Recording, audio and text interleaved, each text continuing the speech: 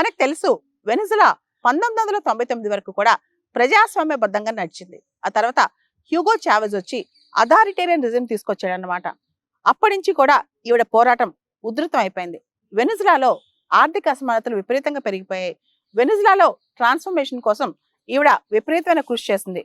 ముఖ్యంగా వెనిజులాలో pro democracy wave తీసుకొచ్చేందుకు ఈవిడ తీవ్రమైన కృషి చేసింది. వెనిజులాలో ఈవిడ సోయ్ వెనిజులా అలయన్స్ అని చెప్పి అందరూ ఎవరైతే డెమోక్రసీని సపోర్ట్ చేస్తారో అందరినీ ఒక దాటి మీద తీసుకొచ్చింది. మారియా కొరీనా మచాడో ఈ year Nobel peace prize winner వెనిజులాలో సుమాటే అనే వ్యవస్థను స్థాపించింది. ఫ్రీ అండ్ ఫెయిర్ ఎలక్షన్స్, స్వేచ్ఛాయుత ఎన్నికల కోసం ఈ సుమాటే వర్క్ చేస్తుంది. దాంతోపాటు ఎథీనియా అనే ఒక ఫౌండేషన్ కూడా స్థాపించింది.